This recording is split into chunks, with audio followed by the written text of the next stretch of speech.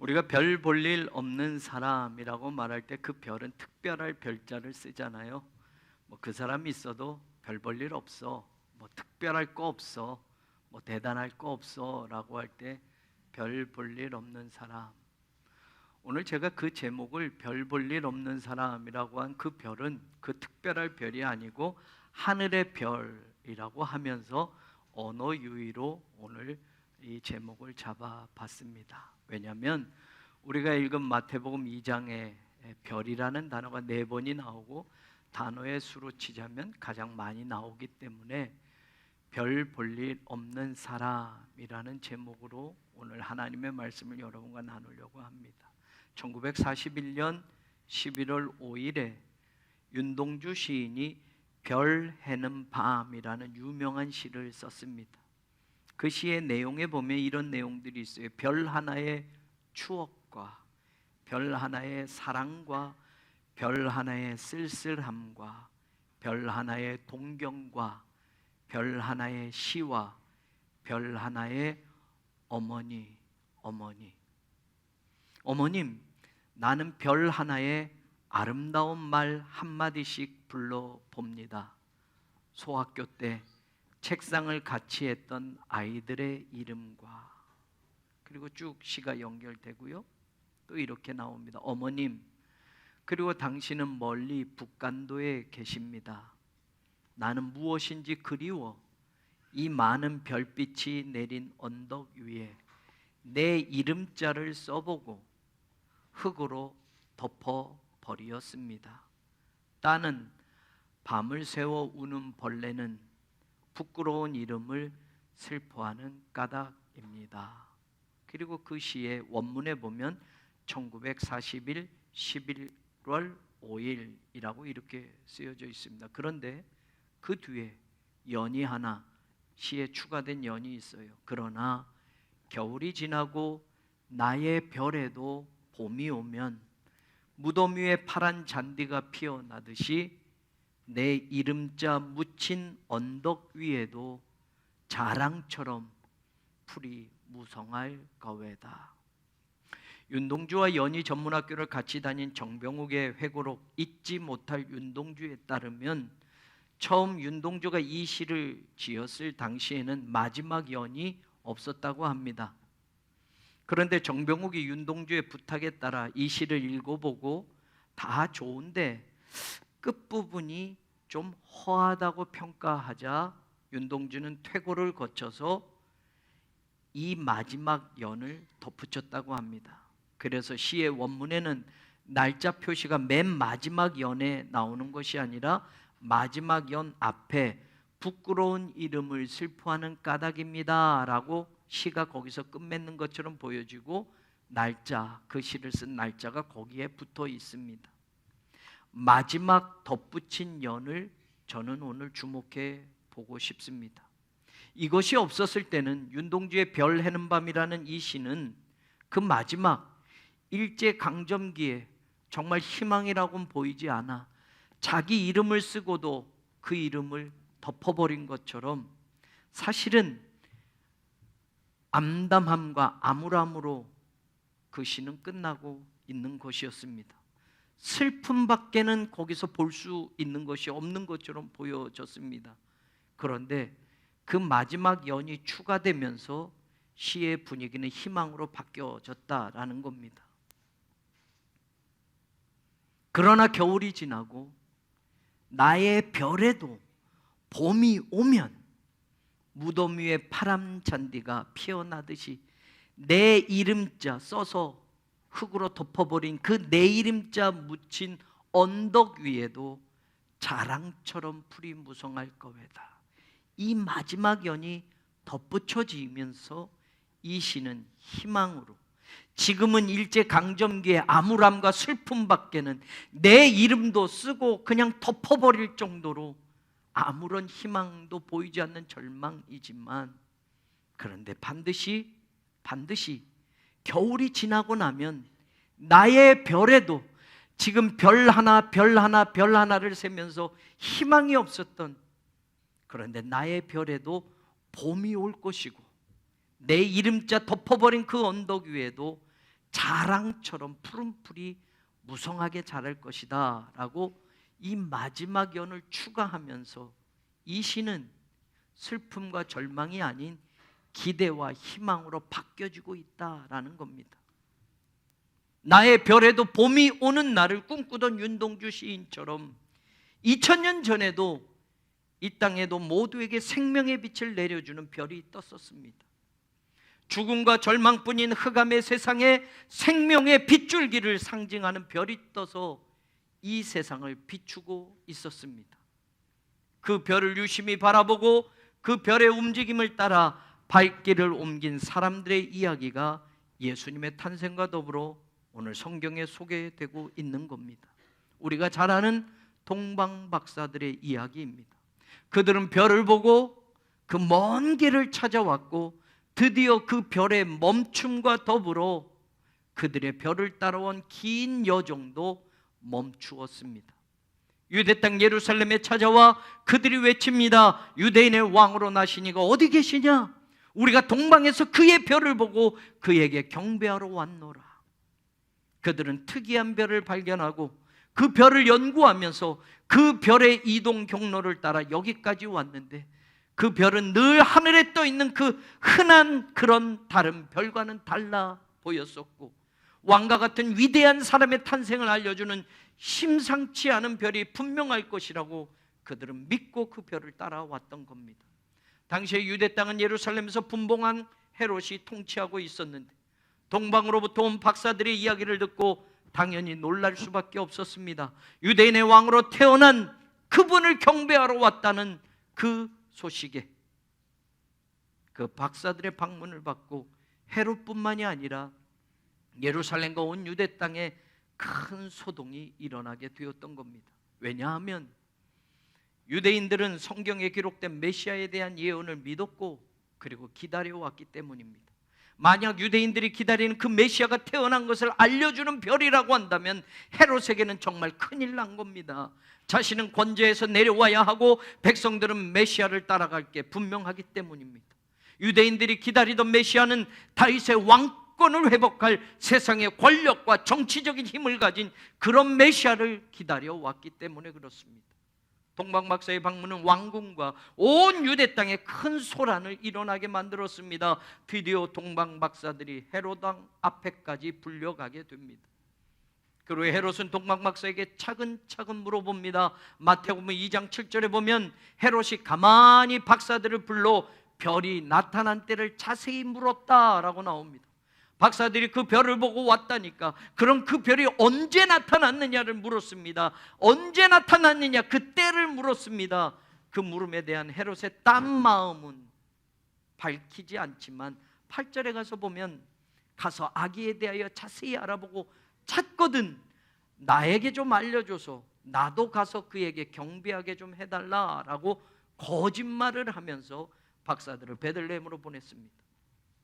박사들을 보내기 전에 이미 헤롯은 대제사장들과 서기관들을 불러 모아놓고 성경의 메시아에 대한 이야기가 무엇이냐 예언이 무엇이냐라고 확인하였고 바로 그분은 베들레헴에서 나실 것이라는 말을 들었기에 동방박사들을 베들레헴으로 보내고 아기를 찾아보라고 한 겁니다. 그리고 자기에게도 알려주면 당신들처럼 나도 그 아기에게 가서 경배하겠다고 거짓말하고 있습니다. 동방박사들은 별의 인도함을 받아 예수님을 경배하고 천사들을 통해서 헤롯에게로 가지 말라는 지시를 받고 그들은 자신들의 나라로 돌아가 버렸습니다. 헤롯이 그 사실을 알고 화가 났습니다. 속았다라는 생각을 한 겁니다. 베들레헴의 어느 집인지를 알았다면 헤롯의 마음은 경배하러 가는 것이 아니라 그 예수를 죽이려고 했기 때문에 그렇습니다. 그래서 오늘 우리가 선택한 한 절 16절 본문은 이렇게 말합니다. 거기에는 헤롯의 속마음이 담겨져 있습니다. 이에 헤롯이 박사들에게 속은 줄 알고 심히 노하여 사람을 보내어 베들레헴과 그 모든 지경 안에 있는 산의 아이를 박사들에게 자세히 알아본 그때를 기준하여 2살부터 그 아래로 다 죽였다. 헤롯은 예수님을 경배할 마음이 처음부터 없었습니다. 박사들이 알려주면 예수님을 찾아서 죽이려고 했던 겁니다. 그러나 박사들이 그냥 돌아가 버리자 박사들에게 들었던 별이 나타난 때 그때를 기준해서 2살 아래의 아이들을 모두 죽여버렸던 겁니다. 헤롯은 처음부터 별 볼 일 없는 사람이었습니다. 그는 예수님의 별보다 자신의 왕권에서 한시도 눈을 떼지 않고 살았던 사람입니다. 예수의 별은 관심조차 없었습니다. 그래서 그 별 볼 일이 없었던 것입니다. 그러나 박사들은 그 별을 보고 그 별을 놓치지 않았고 그 별을 따라왔던 겁니다. 별을 본 사람들이 예수님을 만났던 것입니다. 헤롯처럼 별 볼 일 없이 내 자리만 바라보고 살아가는 사람이 대부분입니다. 그러니 메시아가 태어나도 아무도 몰랐던 것입니다. 예수의 별 대신에 자신의 별을 보며 사는 사람들이 대부분인 이 세상에 예수님의 별을 보고 먼 길을 따라온 박사들의 이야기는 성탄절 아이들 연극에서나 취급되어지고 끝나서는 안 되는 중요한 이야기입니다. 2절에 박사들이 말합니다. 우리가 동방에서 그의 별을 보고 왔노라.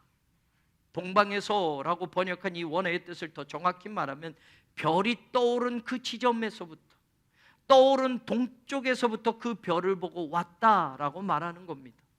별이 솟아오른 그때부터 동방 박사들은 그 별을 관심도 없고 그 별에 대해서 관찰을 했고 그 별을 따라서 지금 여기까지 왔다는 겁니다. 그렇다고 한다면 그들이 별을 보고 유대 땅까지 오게 된 시간은 헤롯에게 말한 것을 기점으로 보면 2년여 동안이라는 긴 시간이 된다는 것을 알 수 있습니다. 헤롯이 그들에게 별이 나타난 때를 물었고 그 시점을 기준으로 2살 아래 아이들을 죽였으니까 적어도 동방 박사들은 2년 전에 그 떠오른 별을 보고 오직 그 별만 보고 지금 2년 동안 여기까지 왔다라는 겁니다. 별은 낮에 보이지 않지 않습니까? 별은 밤에 보입니다. 그들의 일상적인 삶의 모든 패턴을 이제는 별만 보고 따라와야 하니, 별을 연구하며 살아야 하니, 보통 사람들은 낮에 일하고 밤에 자는 것인데 그들은 그 별을 보기 위해서 삶의 모든 패턴을 낮이 아니라 밤에 맞추어서 살았을 겁니다. 밤마다 짐을 꾸려서 별의 방향을 보면서 이동했었을 겁니다. 2년 전부터 예수님의 별이 나타난 것을 보았고 2년 전부터 동방 박사들은 그 별만 주목하며 살았고 2년 전부터 그 별의 주인을 만나기 위하여 그들은 예물을 준비해서 드디어 유대 땅까지 찾아왔던 것입니다.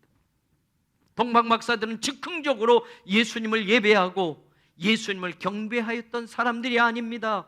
예수님을 만나기 위해서 2년 전 그 별이 나타난 때부터 그 별만 주목하고 살아왔고 그 별만 따라가며 자신들의 모든 인생의 내용을 별 볼 일 있는 사람으로 살아왔던 것입니다.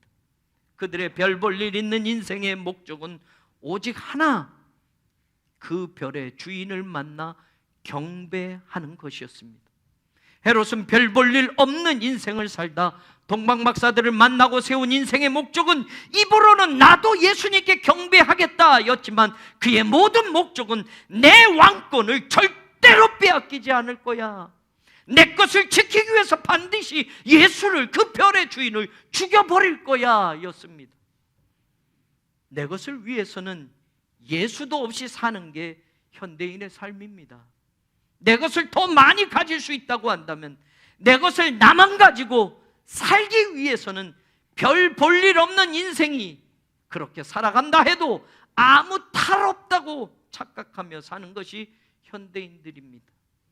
성탄의 절기에 별 볼 일 있는 사람들이 되시기를 바랍니다. 예수님의 별을 바라보고 예수님의 별을 따라가고 드디어 예수님을 만나고 예수님께 예배하는 사람으로 그 끝을 마무리하는 여러분들이 되기를 바랍니다. 성탄의 축복은 여러분들 것이 될 것입니다. 성탄의 기쁨이 여러분의 삶의 모든 자리에 채워지게 되는 놀라운 역사를 분명히 경험하게 될 줄로 믿습니다. 사실 저는 예수님을 기다린 이 복된 성탄절기에 요즘 어머니에게 발병된 뇌경색으로 인하여 입원과 치료, 퇴원 수속에 정신이 없었습니다. 그리고 일주일 전에 어렵게 태어나신 어머님이 어제는 집에서 낙상을 하셔서 왼쪽 다리가 또 완전히 부러지셨습니다. 아침에 갔던 요양보호사가 급하게 아침 일찍 전화를 해서 또 아침 일찍 달려가서 119를 부르고 병원까지 모시고 가서 수속하고 수술 일정을 잡고 모든 걸 다 하고 나서 저녁 무렵 교회로 돌아왔습니다. 청년들과 부교육자님들과 수북히 쌓인 눈을 교회 마당서부터 저 큰 길 앞까지 치워가면서 저정해둔 모든 염화칼슘을 뿌려가면서 몸도 지쳤고 마음도 지쳤습니다. 그리고 이 말씀을 깜깜한 저녁에 목양실에 들어와서 준비하게 되었습니다. 그러면서 저도 제 자신에게 물었습니다. 김한권, 너는 지금 예수의 별을 보고 있는가? 너는 지금 네가 꿈꾸는 별이 아니라 예수님의 별을 따라가는 목회를 하고 있는 거니? 올해는 또 동작지방을 이끌어갈 감리사라는 중책을 맡았지만 며칠 전 저에 대한 고소를 준비하기 위해서 내용 증명을 보낸 지방 어느 교회 교인들의 안타까운 비신앙적인 행위를 바라보면서 때로는 힘든 일들과 마음 상하는 일들을 겪어나가면서 내가 바라보는 별이 세상의 자랑과 세상의 축복, 세상 것만 꿈꾸게 하는 별이 아니라 예수님만 바라보게 하는, 예수님만 따라가게 하는 예수님의 진짜 별을 끝까지 바라보고 가자라는 결단을 어젯밤 다시 새삼스럽게 했습니다. 그 삶의 여정에 어떤 일이 있든 어떤 과정이 있든 기쁨과 감사로 채우며 살아가는 하나님의 사람이 되겠다고 결단하며 기도하며 말씀 앞에 다시 저를 세워보았습니다. 사랑하는 여러분, 한번 생각해 보십시다.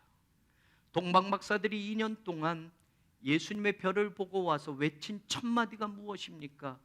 우리가 동방에서 그의 별을 보고 그에게 경배하러 왔노라 였습니다. 예수님을 예배하려고 2년 동안 모든 것을 그 하나에 맞추며 살아왔다라는 겁니다. 한 번의 예배, 그것을 위해서 그들은 황금도 준비해 보았고 유황, 모략을 준비했습니다. 귀한 것들, 당시에도 값나가는 그것들을 정성으로 준비해서 예수님께 드리며 경배하고 그들은 돌아갔습니다. 그리고 성경은 그 이유에 대해서 그들이 누구였고 그들이 무슨 일을 했는지, 그들이 어떤 삶을 살았는지 그 이유에 대해서는 침묵해 주고 있습니다. 예수님의 탄생에 잠깐 등장하고 사라진 사람들, 그러나 우리는 그들이 무엇을 했는지 분명히 알게 되었습니다. 예배였습니다. 이 땅에 메시아로 오신 그리스도이신 예수님을 예배한 사람들이 바로 그들이었습니다. 그들이 드린 귀한 예물은 헤롯이 예수님을 죽이려고 혈안이 되었을 때 애굽으로 도망가서 살 수 있게 한 여비가 되었을 것으로 추측하게 만듭니다. 그 예물이 없었다면, 그 비싼 예물이 없었다면 가난한 목수의 아들로 태어난 예수님이 유대 땅을 번어서 그 당시 이집트, 애굽까지 먼 타국으로 피신해서 거기서 오랫동안 살 수가 없었을 겁니다. 하나님 일에는 우연이 없습니다. 하나님은 또한 억지로 요구하지도 않으십니다. 그 마음이 기쁨으로, 그 마음이 진심으로 하나님께 드려지기를 원하시고, 그런 사람들을 하나님은 중요한 때마다 사용하셨고, 하나님은 그 역사를 그들과 더불어 이루어 가셨습니다. 2년여 동안 코로나로 인한 우리의 삶의 자리는 어수선했습니다. 경제적인 어려움도, 육체적인 어려움도, 심정적인 고통도 저마다 겪어오며 살아왔습니다. 작년 성탄절에는 모이지도 못했습니다. 예배도 온전히 드릴 수가 없었습니다. 온라인으로 밖에는 성탄의 축하의 소식을 전할 수밖에 없었습니다. 그렇게 2년이 지나왔고 지금도 여전히 달라지지 않았고 다시 강력한 방역 조치가 내려졌습니다. 그러나 여러분, 올해 성탄절엔 2년 동안 예수의 별 하나만을 바라보고 와서 예배 한 번 드리고 돌아갔던 동방박사의 이야기가 우리들의 이야기가 되기를 간절히 바랍니다. 성탄의 예배 한 번이라도 제대로 예수님께 드리는 올해가 되고, 그 예배 한 번이 우리의 인생 전부를 놀랍게 변화시키는 하나님의 놀라운 은혜를 경험하는 그런 축복 축복의 시간이 되기를 소망합니다. 우리가 기쁨으로 준비한 황금, 유향, 모략이 하나님의 일을 위해서 쓰여지고 예수님의 영광을 위해서 쓰여지는 축복의 도구가 되기를 또한 간절히 소망합니다. 한 번의 예배였습니다. 동방 박사가 예수님을 만나고 만왕의 왕이신 예수님께 경배하고서 그들의 고향으로, 그들의 나라로 돌아갔습니다. 그 한 번의 예배를 위해서 2년 전부터 그들은 준비해왔고 그 먼 길을 마다하지 않고 와서 예수님을 만났던 겁니다. 성경은 그 이야기를 통해서 우리가 어떤 믿음, 어떤 신앙으로 이 크리스마스에 서 있어야 할까? 크리스마스는 문자의 뜻 그대로 크라이스트 메스, 그리스도를 예배하는 것이라는 것을 우리로 하여금 기억하기를 성경은 요구하고 있는 것입니다. 오늘 저와 여러분의 크리스마스는 어떤 크리스마스가 되어야 하겠습니까? 오늘 저와 여러분, 이 시대의 교회가, 이 시대의 기독교인이 보내고 기다리는 크리스마스는 코로나 상황 속에서도 어떤 크리스마스여야만 하겠습니까? 어떤 면에서 본다면 동방박사의 크리스마스가 오늘 우리들의 크리스마스로 회복되어져야 할 것이라는 걸 우리가 잊지 않기를 하나님은 바라고 계십니다. 예배하는 크리스마스, 예배가 어떤 일이 있어도 삶의 가장 먼저가 되는 크리스마스, 예배가 삶의 가장 우선순위가 되게 중요한 것이 되게 하는 그런 믿음의 자리를 근본 크리스마스의 주님이 우리에게 바라고 계신 것은 아닐까? 유대인의 왕으로 나시니가 어디 계시냐? 우리가 동방에서 그 예배를 보고 그에게 예배하러 왔노라, 경배하러 왔노라 외쳤던 동방 박사들처럼 오늘 만왕의 왕으로 이 땅에 오신 예수님, 온 인류를 구원하기 위하여 우리 곁에 찾아오신 그 예수님을 만나기를 원한다면 오늘도 저와 여러분의 신앙의 자리에서 그 예수님을 예배하는 바로 그 자리에서 제일 먼저 만날 수 있는 복된 성탄이 되기를 우리 주님 예수 그리스도의 이름으로 간절히 축원합니다. 하나님, 여전히 코로나 상황 속에 있고 여전히 달라진 것이 없는 그런 순간들을 지나고 있습니다. 예배 드려야 되나? 말아야 되나? 사람들이 많이 모이는 곳에 가야 되나? 말아야 되나? 성탄의 기쁜 소식을 듣고도 하나님을 예배하는 자리가 주춤거리게 만드는 그런 시대 속에 우리는 있습니다. 오늘 예수님의 탄생을 기뻐하며 모든 부서가 함께 축하의 자리를 마련하고 하나님께 올려드리기를 원합니다. 근본 성탄절에는 사랑하는 성도들이 각지에서 모여 하나님을 예배하는 기쁨의 성탄절이 회복되어지기를 소망합니다. 예배의 바로 그 출발에서부터, 예배의 바로 그 자리에서부터 우리의 신앙이 다시 견고하게 세워져 가게 하시고 성탄의 주인공이신 예수님을 만나는 복된 신앙의 경험을 우리 모두가 하게 하여 주옵소서. 예수님 이름으로 간절히 기도하옵나이다. 아멘.